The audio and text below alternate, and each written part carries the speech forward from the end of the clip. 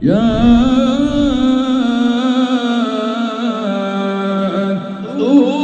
رسلهم بالبينات وبالزور وبالكتاب المنير.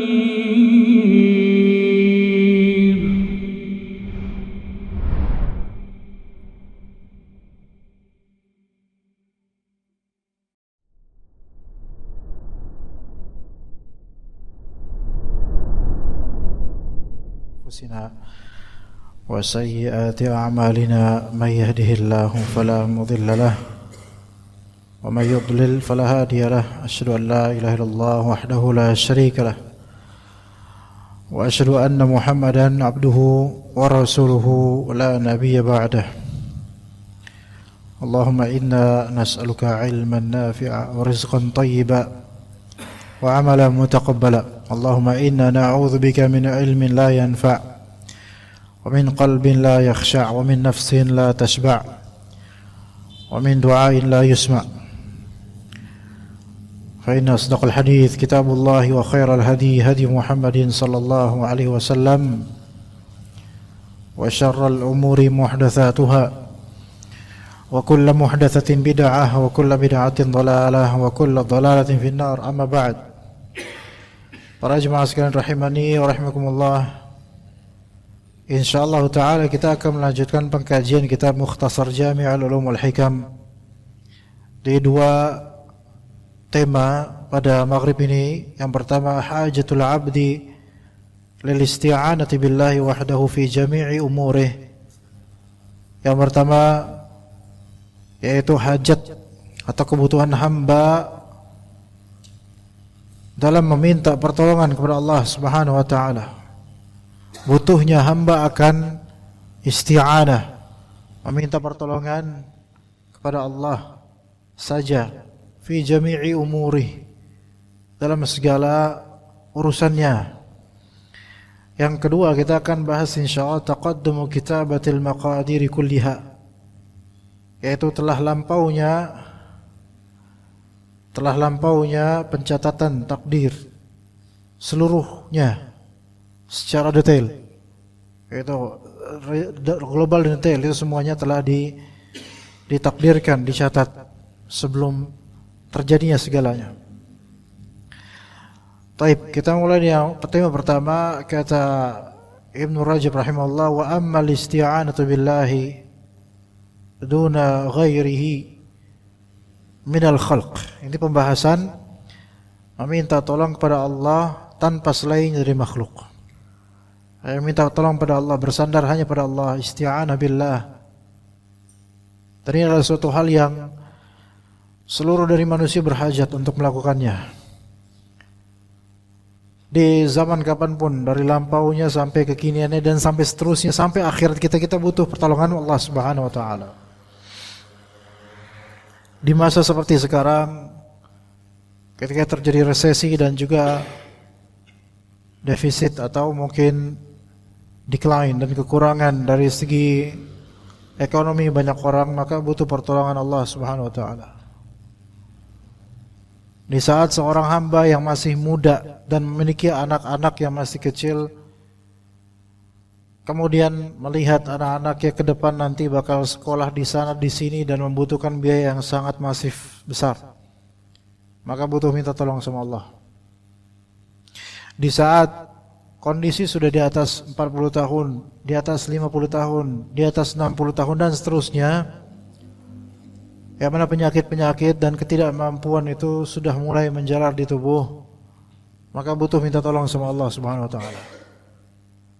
Dan di saat nafas itu sudah mulai tidak seperti biasanya, di saat digambarkan di mata batin kita atau mata kita hal-hal yang asing bagi kita menuju kematian, maka di situ kita minta tolong sama Allah. Maka hajat hamba dalam meminta kepada Allah, minta tolong pada Allah Ta'ala itu untuk seluruh perkaranya tanpa kecuali, agar Allah Subhanahu wa taala menguatkan kita, dan la haula wala quwata illa billah nanti akan disebutkan di sini. Kenapa kita itu membutuhkan pertolongan Allah dan harus meminta tolong sama Allah, bukan bersandar pada makhluk?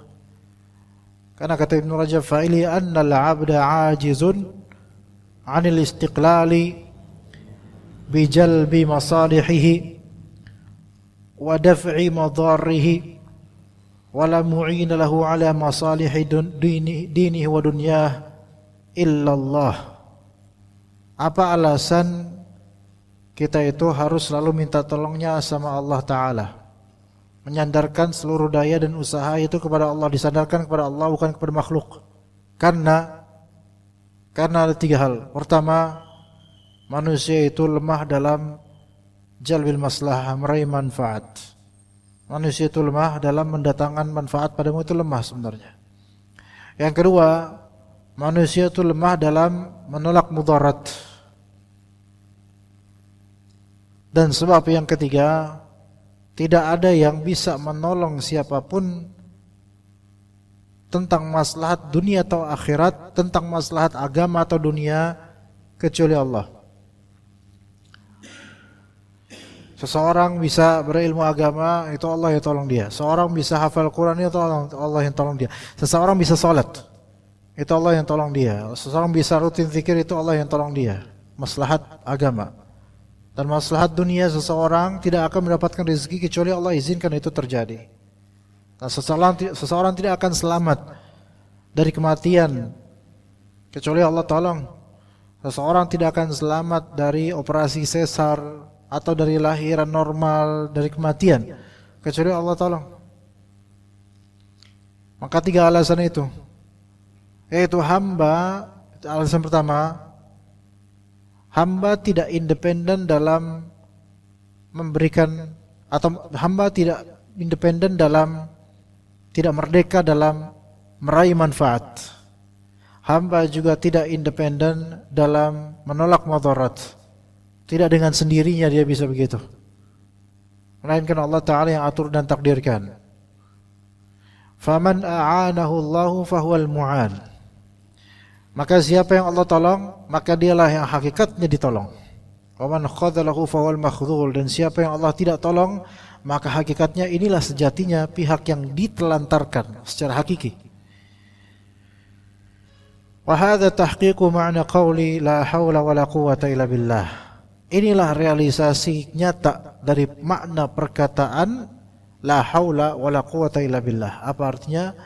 Tiada daya dan tiada kekuatan kecuali dengan sebab Allah Ta'ala. Kita pelajari coba, la haula wa la quwwata illa billah.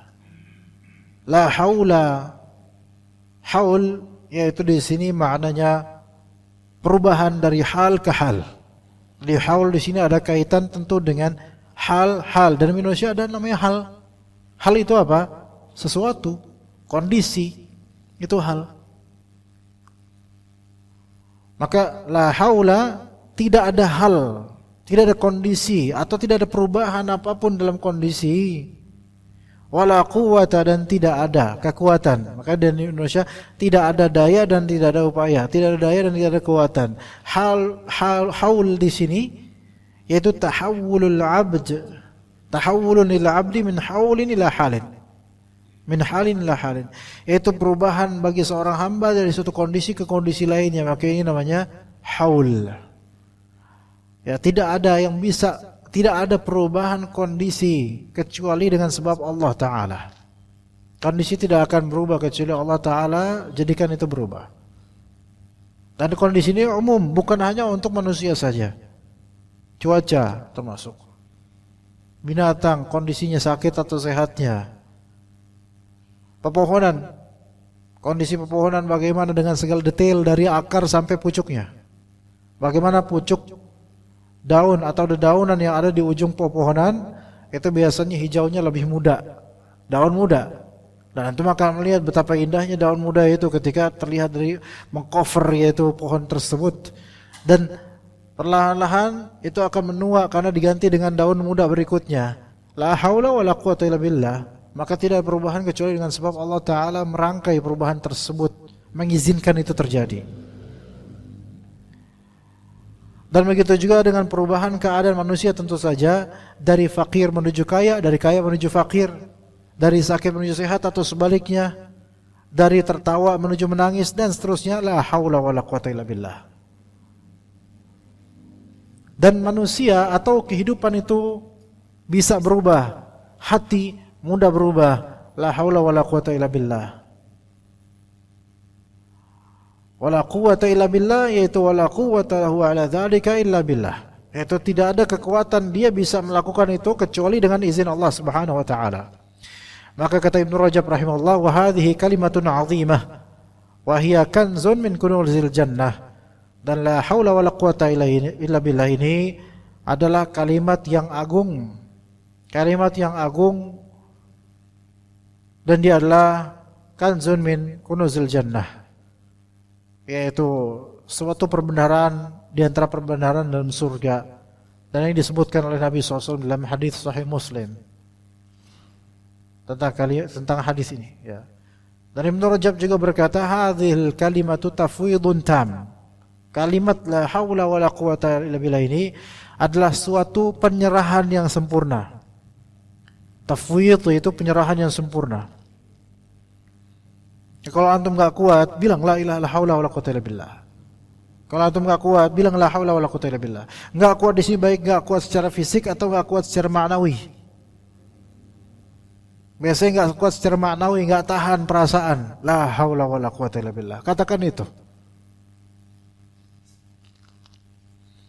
Kemudian kata Ibnu Rajab, hadhil kalimah i'tirafun kamil bi anna al-amra kullahu lillah. Kalimat la haula wala quwata illa billah ini adalah suatu i'tiraf, yaitu pengakuan yang sempurna bahwasanya segala urusan itu milik Allah. Wa annal 'abda la haula wala quwata illa bi'auni. Bahwasanya hamba tidak akan ada terjadi perubahan padanya, tidak akan ada kekuatan buat dia kecuali dengan pertolongan Allah Subhanahu wa taala. Maka kalau ada jawaban yang belum terketahui, ada doa yang belum terjawab, ada kepahitan yang belum dimaniskan, maka semua itu memang belum Allah takdirkan. La haula wala quwata illa billah, ya memang belum Allah takdirkan aja. Dan ini kalimat yang menunjukkan al-yaqin, yaitu yakinnya hamba tentang Allah Azza wa Jalla. Hamba ketika mulai ragu, maka dia mulai mempertanyakan Allah. Namun hamba ketika dia yakin sama Allah, la haula wala quwata illa billah, yang belum terjadi memang belum Allah takdirkan. Yang belum didapatkan yang memang bukan bagiannya.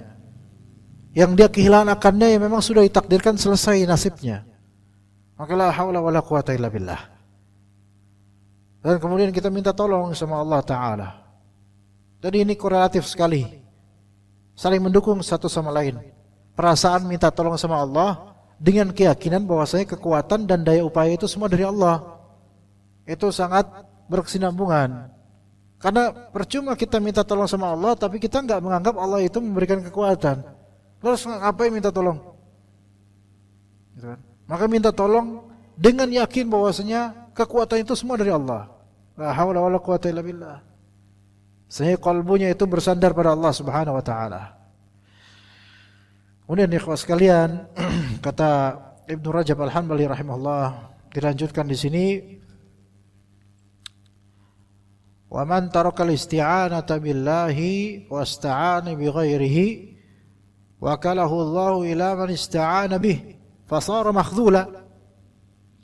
Dan barang siapa yang meninggalkan atau melepaskan diri dari memohon pertolongan pada Allah dan bergantung pada selainnya, entah pada dirinya sendiri, bergantung pada obat-obatan belaka, bergantung pada mungkin dokter, bergantung pada pejabat, bergantung pada polisi, hanya itu. Dia enggak minta tolong sama Allah. Enggak isti'anah, enggak minta tolong sama Allah. Walaupun dia tahu Allah Ta'ala itu yang mentakdirkan semuanya, tapi dia enggak minta tolong sama Allah. Maka Allah Ta'ala akan menyerahkan orang itu kepada pihak yang dia minta tolong padanya, pihak yang dia bertawakal padanya. Kalau misalnya dia bertawakal pada dokter, bersandar pada dokter dan tidak pada Allah, maka Allah akan jadikan dia tercandukan untuk bertawakal pada dokter. Dan dia akan menemukan kekeringan, kehampaan, keputusasaan. Karena makhluk itu ketika kita sering meminta kepadanya, maka dia akan menutup pintu lama-lama. Dan kita akan mendapatkan keputusasaan, gak ada harapan lagi. Gak ada manusia akan mengabulkan kita selamanya. Sementara Allah Ta'ala menjanjikan pengabulan selamanya. Gak ada manusia yang ingin mendengar kita selamanya. Sementara Allah Ta'ala Sami' Maha mendengar selamanya. Nah, tidak ada manusia selamanya ridho dengan segala perbuatan kita. Gak ada. Sampai istri kita pun punya me time, punya waktu untuk menyendiri. Dan kita pun kadang-kadang punya me time, yang waktu menyendiri yang gak perlu ada istri, gak perlu ada siapa-siapa. Artinya manusia itu gak bisa completely betul-betul mengurusi manusia lain. Akan ada masa-masanya manusia yang paling baik untuk kita yang sudah tidak mau lagi untuk atau tidak berkenan untuk bantu kita di masanya.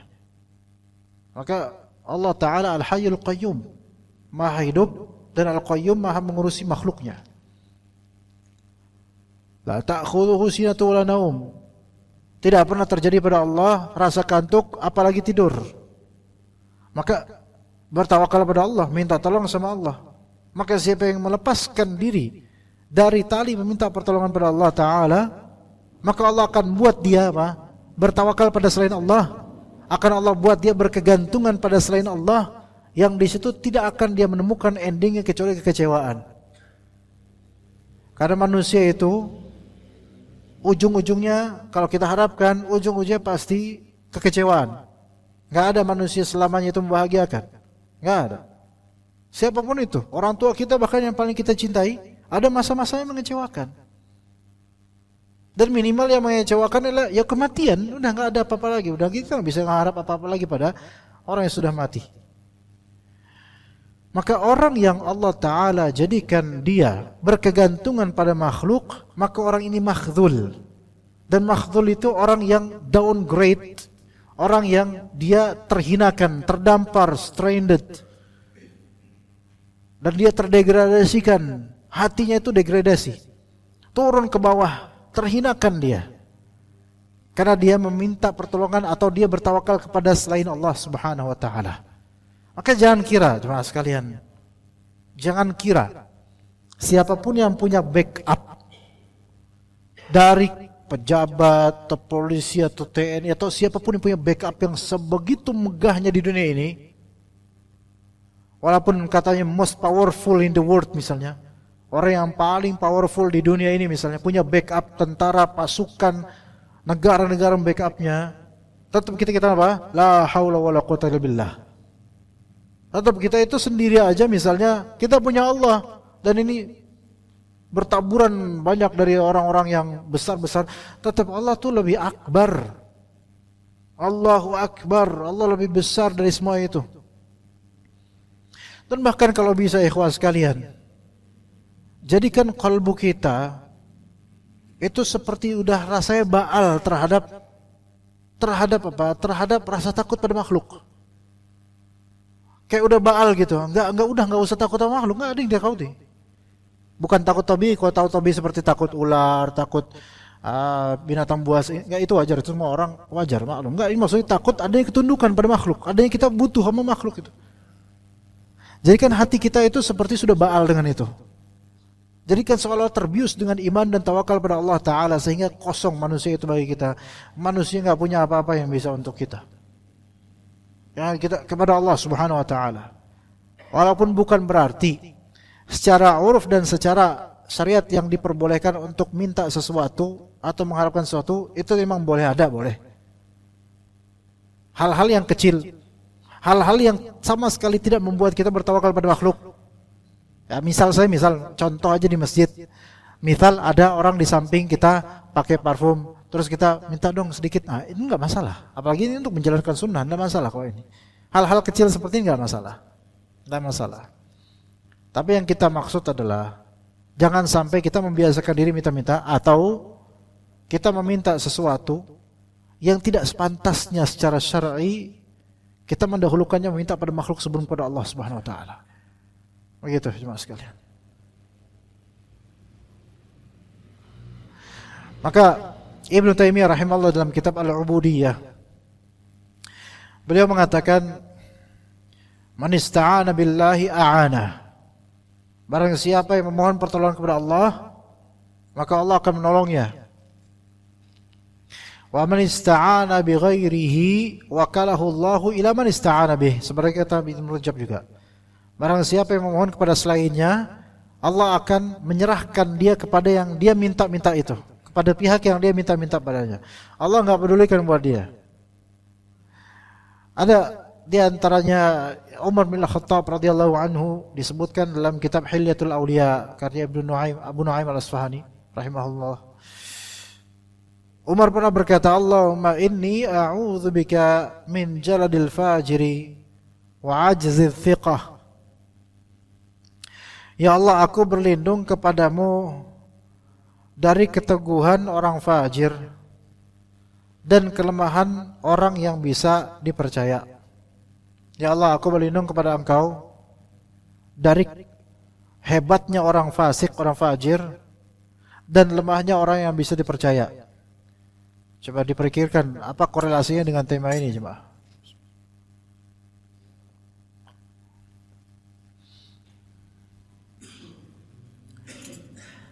Ya Allah, kan tadi kita tuh minta tolong sama Allah aja. Makhluk itu banyak yang gak bisa diharapkan. Ya Allah, saya berlindung kepada Engkau dari kuatnya orang fajir ini. Dan saya juga berlindung kepada Engkau ya Allah dari lemahnya orang yang tidak fajir, orang saleh bisa terpercaya tapi lemah. Dua-duanya saya berlindung dari semua itu. Apa maksudnya ya ikhwas sekalian? Apa maksudnya? Di sini disebutkan dua karakter baik atau buruk. Kalau fajir buruk ini orang, tapi dia kuat, strong. Kalau thiqah di sini terpercaya, baik ini orang, tapi dia lemah. Ada berapa faedah di sini? Satu, sebaik-baik manusia pasti ada kelemahan, walaupun dia thiqah ada kelemahan yang gak bisa kita andalkan dia. Itu satu. Kedua, faedah kedua adalah kadang kita dihadapkan sesuatu yang dilematis. Kita mau minta bantuan, ternyata ada orang fasik, fajir. Dia punya, tapi dia fasik. Dan ini ada orang baik, tapi gak punya. Dan dua-duanya sama-sama tidak bisa kita harapkan pertolongannya. Kenapa? Karena kalau ini orang walaupun dia berpunya namun fasik, dia akan menzalimi kita dengan kefasikannya walaupun dia punya. Sementara ini yang saleh, yang thiqah, terpercaya, dia nggak punya apa-apa, nggak bisa nolong kita, paling doain aja. Gitu maksudnya. Jadi sama siapa terus? Ya udah sama Allah aja. Kita akan dihadapkan masa-masa dilematis. Contoh, pinjol. Nggak ada pinjol yang thiqah, nggak ada pinjol yang saleh. Rata-rata riba, ada tipu-tipu di situ, ngehack, nge-scam, spamming, terus atau nyadap HP kita, atau meneror keluarga kita karena kita belum bayar dan sebagainya. Tapi banyak orang yang terjelembab di masalah ini karena apa? Karena rata-rata yang didapat dari teman-teman ngaji itu lemah ekonomi juga kayak dia. Makanya nggak bisa apa? Nggak bisa minjem duit. Akhirnya minjemnya cari alternatif, yaitu fajir yang jalan, yaitu orang fajir fasik yang berpunya, yang kuat, strong, kuat ekonominya, ya riba jadinya. Itu banyak fenomena sekarang, ikhwan. Teman-teman ngaji misalnya, dia butuh buat keluarganya, buat biaya kuliah anaknya, atau rumah sakit dan seterusnya, berobat. Minjem sama teman-teman ngaji, nggak ada punya duit. Padahal mereka orang terpercaya. Cuman apa? Ya ajiz, yaitu nggak mampu, sama-sama nggak punya duit. Mereka juga punya urusan masing-masing untuk biaya-biaya, jadi nggak bisa minjemin. Maka jalan pintasnya apa? Pinjol. Banyak gak duitnya? Banyak, bisa berapa aja bisa kita minjem, 10, 50 juta bisa. Tapi riba, dosa besar. Dan konsekuensinya juga berat kan, apalagi ribanya itu adalah makin bulan itu makin naik kadang-kadang. Atau kalau bulan ini nggak bayar, ribanya ditambah nanti persennya. La haula wala quwwata illa billah. Ya. Ini terjadi pada sebagian orang. Anda pernah ketemu dengan seorang bapak kayak gini. Maka Umar bin Khattab bilang, "Ya Allah, saya berlindung kepada Engkau dari hebatnya orang fajir dan dari lemahnya orang yang bisa saya percaya." Susah kalau kita dihadapi dengan pilihan ini. Karena ini ada punya tapi saya bakal dizalimin dan repot urusan. Ini nggak punya padahal baik orangnya. Gitu. Manusia ya, seperti itu. Kemudian Abdullah bin Mas'ud dikisahkan dalam kitab Az-Zuhud karya Ibnu Mubarak, dikatakan, "Kana Abdullah idza hazabahu amrun qala la haula wala quwwata illa billah." Setiap kali Abdullah bin Mas'ud menghadapi urusan berat, maka beliau membaca la haula wala quwwata illa billah. Urusan berat kan berarti sesuatu yang maknawi. Biasanya sesuatu yang maknawi. Menjabat sesuatu, rumit urusan, ngurusin keluarga, rumit perasaan, ngurus biaya anak, rumit pikiran. Maka apa? Haula wala quwwata illa billah. Sering-sering baca itu jemaah. Ya. Usia udah meranjak tua, rumit kesehatan. Bilang la haula wala quwwata illa billah. Gimana lagi? Yang punya kita adalah Allah, yang ngatur kita adalah Allah, yang nolong kita benar-benar cuma Allah, yang selalu mendengar dimanapun kita berada, selalu mendengar adalah Allah Ta'ala. Haula wala quwwata illa billah. Ini idza hazabahu amrun, ketika perkara itu udah memenjarakan dia, udah nggak ada way out lagi, udah nggak ada manusia yang bisa menginspirasi dia untuk memberikan jalan keluar. La haula wala quwwata illa billah. Angkat tangan khalas. Angkat tangan kayak gini dan minta sama Allah dah. Dari awal sampai akhir kayak gitu mestinya kita. Sufyan Ats-Tsauri disebutkan dalam Sifatus Safwa karya Ibnu Jauzi, dihikayatkan Sufyan Ats-Tsauri kana idza a'yahu amrun qala asta'inu billah wala haula wala quwwata illa billah. Setiap kali saya menghadapi sesuatu yang setiap kali Sufyan Ats-Tsauri mendapati sesuatu yang membuatnya lemah, ia berkata, asta'inu billah, saya mohon pertolongan kepada Allah. La haula wala quwwata illa billah. Tidak ada daya, tidak ada kekuatan kecuali dengan Allah Subhanahu wa taala. Kalimat la haula wala quwwata illa billah di Indonesia ini itu hanya kalimat lip sync, kadangkala cuman hanya hanya sebuah pengganti yang sifatnya religius aja. Tapi tidak dimaknai oleh pengucap. Iya. Itu orang-orang tua zaman dulu, Pak, atau mungkin sebagian dari kita. Anaknya nakal. Apa kamu ya? La haula wala quwwata illa billah gitu. Tapi dimaknai enggak sih, cuman omongan doang. Pengganti daripada kalimat jorok, ya bagus sih mengganti dengan kalimat ini. Cuman cobalah. Ketika kita mengucapkan sesuatu la haula wala quwwata illa billah, dalemin supaya ada power yang Allah berikan pada kita. Baik, kita lanjutkan ke tema berikutnya para jemaah sekalian rahimakumullah, yaitu perkataan di sini taqaddumu kitabatil maqadiri kulliha.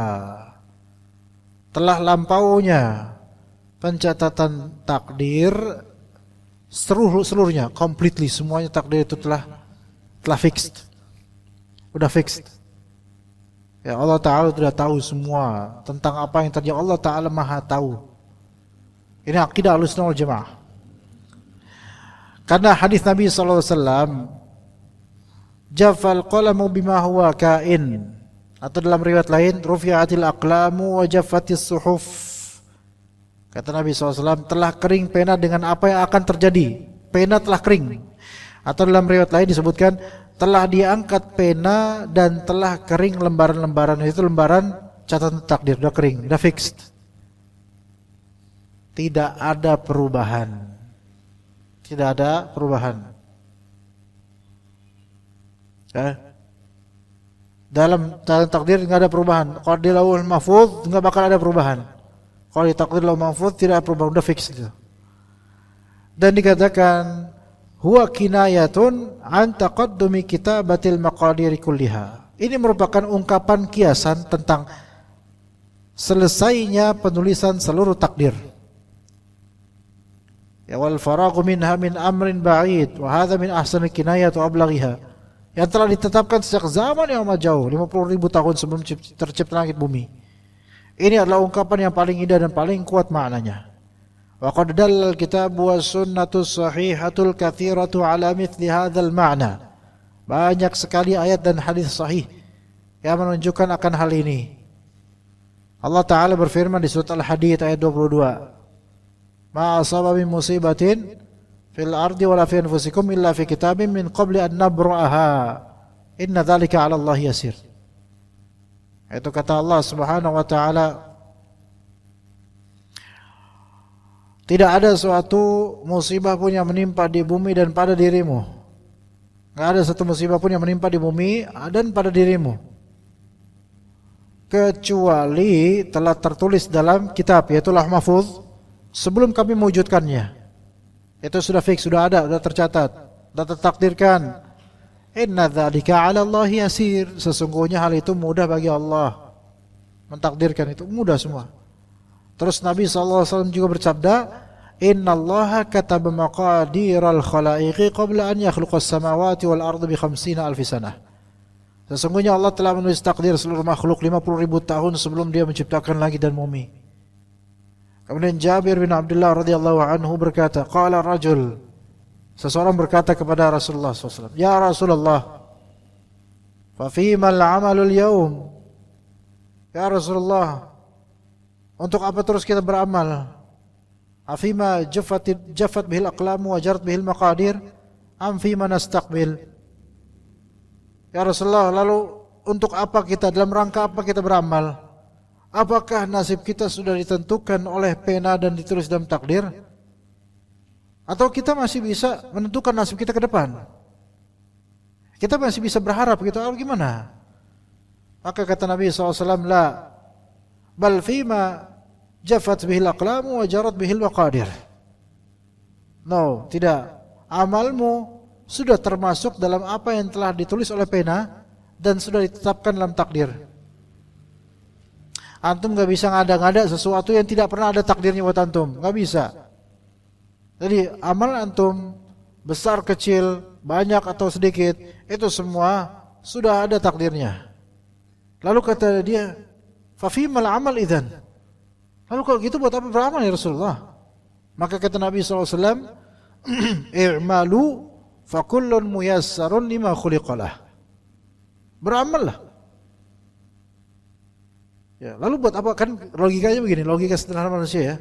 Kalau misalnya surga neraka udah ditetapkan siapa aja penghuninya, siapa yang penghuninya, sebagaimana Rasulullah SAW juga sebutkan dalam hadis lain, dalam redaksi lain, itu udah fix. Siapa yang bakal masuk surga, bin siapa, semua udah fix. Begitu juga yang masuk neraka, bin siapa, semua sudah fix. Dan siapa yang nanti masuk ke neraka duluan kemudian diangkat ke surga, itu sudah fix. Fixation di sini yaitu sudah nggak bisa diubah lagi, udah kelas. Segala perubahan yang ada di muka bumi ini, segala perubahan keputusan Allah di akhirat nanti, itu juga sudah fix akan adanya dan itu sudah tercatat di Lauh Mahfuz. Allah sudah tahu. Ya. Sudah tahu semua Allah Ta'ala, udah tahu. Maka logika manusia sederhana adalah, nah kalau misalnya memang sudah fixed, lalu kemudian kita beramal untuk sesuatu yang sudah dipastikan nanti gimana juntrungannya. Yang bisa jadi kalau misalnya kita ini jadi orang soleh, lah belum tentu juga bisa tahu kita jadi orang soleh, tahunya takdirnya kita masuk neraka, na'udzubillah min dzalik.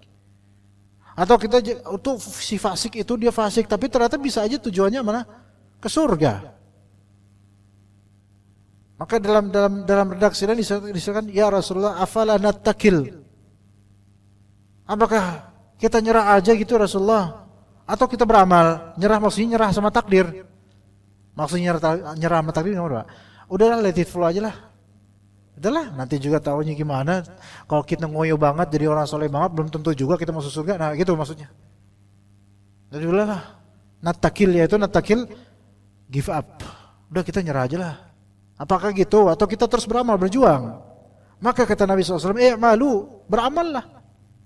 Beramal. Yang tadi itu masalah akidah, semua takdir telah fixed, itu akidah. Tapi masalah amalan, antum beramal. Jangan sampai akidah ini membuat antum stop beramal. Karena apa? Karena fakullun muyassarun lima khuliqalah. Setiap dari makhluk ini, setiap dari kita muyassar, yaitu dimudahkan oleh Allah menuju juntrungan penciptaannya, menuju kesudahannya kelak.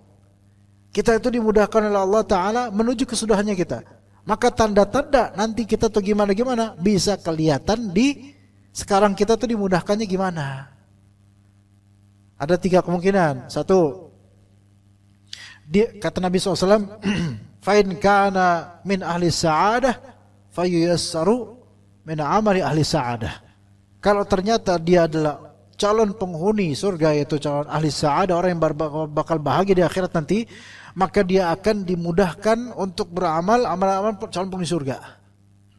Maka lihat diri kita, apakah kita dimudahkan untuk ini? Atau sebaliknya, fa in kana min ahli syaqawah, kalau ternyata dia termasuk penghuni atau termasuk orang yang bakal sengsara itu neraka, maka dia akan dimudahkan untuk amal-amalan penghuni neraka. Amal maksiat, bid'ah, khurafat, amalan syirik dan semisalnya.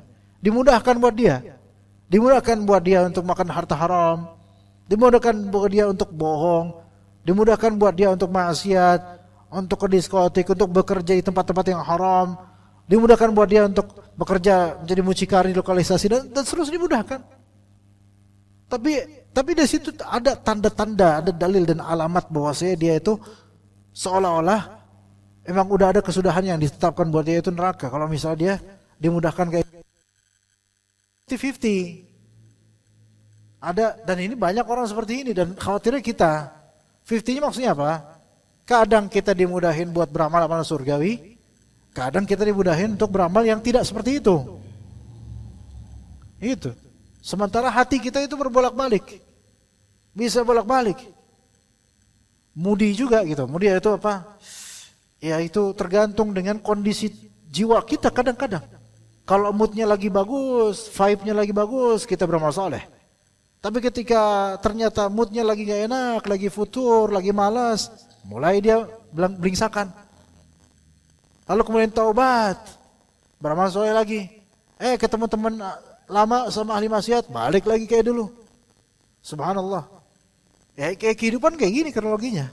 Coba siapa di antara kita jemaah sekalian yang dari kecil remaja sampai sekarang soleh mulu? Anda yakin gak ada? Anda yakin? Istiqomah mulu. Siapa di antara antum yang dari remaja dari awal akil balik sampai jakunya tumbuh itu sholat selalu menghadap tembok, yaitu di soft pertama? Anda yakin gak ada semua dari kita seistiqomah itu? Artinya kita kadang berperan sebagai orang yang semoga Allah maafkan, kadang kita berperan sebagai orang yang Allah Ta'ala rahmati. Gitu.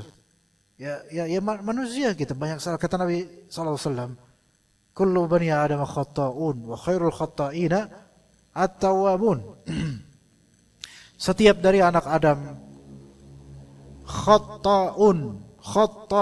Khatta' itu suatu label sifat yang bersifat hiperbola. Artinya sering. Sering apa? Khatta', sering berbuat salah. Itu manusiawi, sering berbuat salah. Walaupun dia berusaha perfeksionis, tapi tetap aja salah. Banyak salahnya. Dan sebaik-baik orang yang sering berbuat salah adalah at-tawwabun, yaitu orang yang sering bertaubat. Orang yang sering bertaubat. Begitu ya. Maka dimudahkan. Jadi lihat tanda-tandanya. Kalau ternyata nih kita dimudahkan untuk beramal soleh, dibuat ngerti tauhid, dibuat niatannya baik, dibuat amal sesuai sunnah, dibuat istiqamah, maka ini tanda-tanda Allah Ta'ala sedang merahmati kita. Dan tanda-tanda Allah Ta'ala akan menjadikan kita suatu saat semoga menjadi penghuni surga. Tapi ini gak boleh jadi ujub, dan harus istiqamah. Dan pasti ada challenge-nya, ada tantangannya jemaah. Istiqamah itu bukan tanpa tantangan. Maka seseorang itu semakin dia hijrah, semakin dia istiqamah, maka justru anginnya makin kencang. Karena dia seperti ingin mendaki ke puncak untuk menggapai kejayaan, maka anginnya makin kencang. Keletihannya semakin terasa. Bukan Bukan malah justru harusnya dia kemudian kembali kepada orang-orang yang mungkin ahli maksiat, yang mereka nggak mikir apa-apa. Jangan, bersyukurlah dengan keadaan sekarang yang Allah Ta'ala berikan kesolehan, istiqomah, bersyukur. Nah, di bersyukur itu, ya, dengan ujian yang ada, tahan. Maka semakin banyak ujian berarti level keimanannya, berarti Allah Ta'ala semakin lihat dia iman makin tinggi. Itu disebutkan oleh Nabi SAW dalam hadisnya. Ya. Kalau misalnya kita lihat dalam surat Al-Ankabut, ahasiban nasu ayyutraku ayyaqulu amanna wa hum la yuftanun. Wa laqad fatanna alladhina min qablihim fala ya'lamanna Allahu alladhina sadaqu wa la ya'lamanna al-kadhibin. Apa orang-orang yang ngomong kami beriman itu mereka nyangka bahwasanya mereka dibiarkan ngomong aja gitu, menstempelkan diri dia beriman tapi enggak dikasih ujian? Lah, pasti ada ujian. Walaqad fatanna alladhina min qablihim. Kami telah memberikan ujian pada orang-orang sebelum mereka. Itu orang-orang yang istiqamah diberi uji. Fala ya'lamanna Allahu alladhina sadaqu wa la ya'lamanna al-kadhibin. Maka Allah Ta'ala Maha mengetahui siapa yang jujur dan siapa yang dusta dengan pernyataan imannya. Maka coba aja, Pak. Kalau misalnya antum mulai soleh misalnya di kantor, biasanya antum di ngokongko bareng temen biasa dah. Ngobrol bareng, kadang naudzubillah judi bareng dan seterusnya misalnya. Lalu kemudian di kantor suatu ketika antum taubat. Terus mulai antum biarin jenggot tumbuh. Yakin deh mulai ada pembulian. Yakin lah mulai sekarang kayak gitu mulai itu. Mulai pasti ada. Ada aja. Jangan pernah menyangka bahwasanya ketika kita berusaha soleh kemudian lepas dari ujian. Enggak, malah makin mungkinan. Karena dari situlah dosa dihapus. Dari situlah diangkat derajat. Dari situlah Allah Ta'ala meneliti ini hamba mau sabar apa enggak. Dia hamba mau diangkat apa enggak. Gitu jemaah. Tapi ajaibnya kata Nabi SAW, kullun muyassarun lima khuliqalah. Kalau emang dia penghuni surga nanti, Allah bakal mudahin tuh dalam beramal. Artinya walaupun ujiannya begitu banyak, dia bisa ngehandle. Jadi jangan nyerah jemaah. Ya, jangan nyerah kalau misalnya kita ini makin berusaha soalnya makin ada aja ujiannya. Ada, sebenarnya ada di mana aja arahnya terserah Allah. Maka jangan give up, jangan nyerah. Jangan suudzon sama Allah, jangan nyerah. Karena mindset gini, harusnya gini. Ini saya dengan segala ujian ini saya ternyata masih bisa diberi keteguhan untuk beramal. Berarti persis kata Nabi, muyassar itu diyasirkan, dimudahkan. Dan sebenarnya memang dimudahkan kita itu jemaah sekalian. Yang bikin susah itu apa? Pikiran yang overthinking dan juga kurangnya ke Allah dalam meminta pertolongan terhadap ujian ini. Itu yang bikin susah. Coba kalau kita serahin ke Allah. Coba kalau kita nggak terlalu berpikir macam-macam. Ya ambil hikmahnya. Insya Allah ujian nanti kerasa gede, kerasa kecil karena masih di dunia ujiannya kecil. Insya Allah. Jadi begitu cuma sekali kita lanjut habis azan insya Allah taala. Baik, kembali kita mengulang sedikit pembahasan tadi dan kita ambil faedah-faedahnya. Masalah jaffatil aqlam, yaitu pena telah kering, atau dalam bahasa lain rufi'atil aqlam, yaitu pena telah diangkat. Ini menunjukkan bahwasanya takdir Allah untuk kita semua itu telah selesai ditulis di Lauh Mahfuz. Tidak akan berubah. Karena semua telah berada pada ilmu Allah Ta'ala yang azali. Namun amal manusia tetap Allah Ta'ala jadikan sebab untuk takdir berikutnya, yaitu kalau dia soleh maka takdirnya kemudian apa? Allah balas dengan kebaikan dunia dan akhirat. Ibn Rajab juga menyatakan yang maknanya bahwasanya hadis seperti ini menunjukkan bahwa ilmu Allah itu meliputi segala sesuatu. Dan bahwa amal manusia itu tidak ada yang keluar dari takdir Allah. Semua sudah ditakdirkan dia beramal begitu. Tetapi Allah Ta'ala menjadikan amal sebagai sebab untuk mendapatkan pahala atau dosa. Kemudian masalah keyakinan salafus saleh tentang takdir. Para sahabat, para salaf, mereka sangat berhati-hati dalam membahas takdir. Mereka meyakini bahwa iman kepada takdir itu termasuk salah satu pilar keimanan. Tapi mengutak-ngatik rincian dari takdir termasuk perkara tercela, apalagi tentang hal yang gaib masa depan. Itu haram kita. Pokoknya urusan masa depan tuh gaib lah kholas. Yang gak usah spekulasi gimana-gimana, udah kholas, serahkan kepada Allah. Allah lebih tahu masa depannya gimana. Sampai Umar bin Khattab disebutkan dalam Sunan Ibnu Majah, idza dzukiral qadaru fa'amsiku. Apabila disebut tentang takdir, maka diam, jangan debat. Karena takdir itu penuh misteri. Dan banyak yang gaib. Kebanyakan gaib takdir itu. Maka ketika pembahasan yang misterius dan penuh dengan gaib ini dirinci, maka akan menimbulkan banyak fenomena, banyak perdebatan. Kayak masalah jin aja, Pak. Jin global aja, teman-teman. Tapi kalau gaib rinciannya kayak gimana, jinnya bentuknya gimana, terus fungsinya jinnya gimana, itu akan terjadi perdebatan khilafiyah yang semua orang sok tahu dengan itu, dan bahaya itu. Jadi untuk masa depan juga gitu. Jangan terlalu pusingkan dengan bagaimana masa depan, coba. Manusia itu berkaitan dengan waktu ada 4 macam, coba. Manusia berkaitan dengan waktu ada 4 macam. 1. Manusia yang terjebak dengan masa lalu. Ya, terjebak dengan masa lalu. Dia nggak bisa move on, dia nggak bisa movement, dia nggak bisa development, dia nggak bisa berkembang. Karena terjebak dengan nostalgia masa lalu, mengenang masa-masa jaya. Isinya sedih doang orang kayak gini mah. Kedua, manusia yang terjebak dengan masa depan. Itu terlalu banyak cita-cita, terlalu ngoyo kalau bahasa Jawanya, terlalu ngejer. Padahal kan masa depan tuh gaib. Kalau masa lalu udah selesai, ngapain terlalu difokuskan? Masa depan itu gaib. Mengejar yang gaib, padahal dia nggak tahu. Dia cita-cita 10 tahun lagi saya harus gini banget, wow ngejar banget. Besok mati kan kita nggak tahu. Capek. Ketiga, manusia yang terlalu fokus pada hari ini sekarang aja. Bodoh amat dengan kemarin, bodoh amat dengan besok. Ini sih masih mending memang. Tapi bagaimanapun kita harus belajar di masa lalu. Dan kita juga harus bisa punya rancangan buat masa depan. Seenggaknya punya pikiran gitu. Jangan saat ini doang mikirnya. Banyak orang miskin karena apa? Karena gak mikir besok gimana, gak mikir nanti kerja nabung, gak mikir gitu. Tapi yang bagus yang keempat sih, yaitu manusia yang dia mau tentang masa lalu, mau sekarang, mau masa depan, selalu bersama Allah. Allah jamin kayak gini. Allah jamin yang paling fair. Karena ketika dia tentang masa lalu, kalau ada yang dia dapat, dia bersyukur. Kalau ada yang sudah kehilangan di masa lalu, ya dia nyari minta gantian sama Allah. Untuk yang sekarang dia bersandar pada Allah, untuk masa depan dia berharap pada Allah. Ya, enak kelas. Enak ikhwan.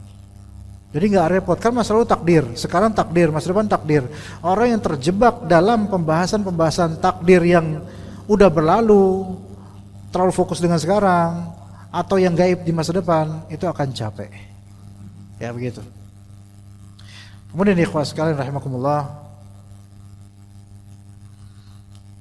Umar bin Khattab juga pernah, atau ketika Umar bin Khattab hendak memasuki daerah Syam. Syam itu kalau sekarang daerah 4 negara, yaitu Jordania, Libanon, Syria, Suriah, dan juga Palestina. Saat itu Syam sedang dilanda wabah. Abdurrahman bin Auf kemudian berkata, "Wahai Umar, apakah engkau lari dari takdir Allah, wahai Umar?" Maka Umar menjawab, "Aku lari dari takdir menuju takdir Allah." Apa maksudnya begini? Gini loh. Manusia itu berikhtiar, berusaha. Antum misal sedang ditakdirkan miskin, maka berlari dari takdir kemiskinan dengan cara ikhtiar bekerja menuju takdir kepemilikan atau kekayaan. Maka ikhtiar ini adalah berlari dari suatu takdir menuju takdir berikutnya. Maka ini hal yang baik. Ya begitu. Kemudian Ali bin Abi Thalib radhiyallahu anhu, ya beliau berkata dalam sebuah riwayat yang disebutkan oleh Abu Nu'aim al-Asfahani dalam Hilyatul Auliya, kana Ali yaqul, biasanya Ali berkata gini, "Man 'arafallaha radhiya bil qada." Barang siapa yang mengenal Allah, ia akan ridho terhadap takdir. Ridho di sini maksudnya rela. Kalau bahasa kita tuh rela. Bahasa kita tuh rela di sini maksudnya. Ridho di sini maksudnya rela. Maksudnya rela apa? Jika ada kekurangan, dia sabar dengan apa yang Allah Ta'ala kasih dari kekurangan itu. Ya dia boleh minta, tapi dia rela. Dia nggak menyatakan, ya Allah kenapa sih dikasih kurang, nggak gitu. Kalau dia dikasih kelebihan ya pasti rela.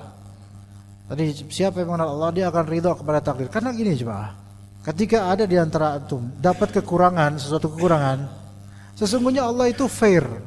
Allah itu fair, Allah itu hakim. Hakim itu bijaksana. Bijaksana berarti fair. Fair di sini apa? Coba lihat nikmat yang Allah berikan pada kita. Lebih banyak daripada kurangnya. Sementara kerap kali kita tuh hanya fokus di titik-titik kekurangan yang itu masih titik-titik, sementara bergunung-gunung nikmat kita nggak kelihatan. Coba yang fair gitu, ketika Allah Ta'ala fair terhadap kita, coba kita juga fair dong ke Allah Ta'ala. Dengan apa? Dengan melihat sisi kebijaksanaan dan rahmat Allah Subhanahu Wa Ta'ala pada kita. Maka ridholah dengan takdir Allah Ta'ala. Jangan apa-apa kayaknya susah aja hidup tuh. Kayak seolah-olah tuh hidup tuh susah, sepanjang hidup tuh. Nggak ada orang kayak gitu cuma. Nggak ada orang kayak gitu. Binatang aja Allah kasih nikmat, apalagi hamba Allah Ta'ala. Kalau fokus terhadap kesusahan terus, lama-lama kufur nikmat, nggak bisa ridho. Susah hidup, mentalnya kena, ya hancur kemudian. Ya begitu jemaah sekalian rahimakumullah. Semoga bermanfaat buat anak pribadi dan juga jemaah sekalian. Barakallahu fikum jami'an. Wa sallallahu ala nabiyyina Muhammad wa ala alihi wa sahbihi ajma'in.